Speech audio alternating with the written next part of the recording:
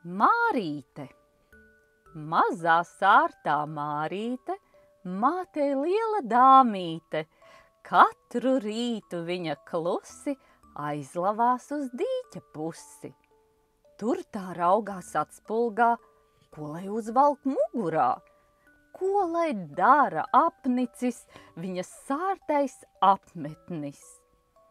Blakus spāre domīga. Tu tak esi jocīga, apmetis tev spilgts un košs, tas tak aizsargs varen drošs. Krāsa jau pa gabalu ziņo kaut ko nelāgu, pati sev es gribētu tādu labu aizsagu. Ienaidnieks, kas gabalā nenāks tavā tūmā, viņš jau laiku zinās to, nesaņems te kāroto.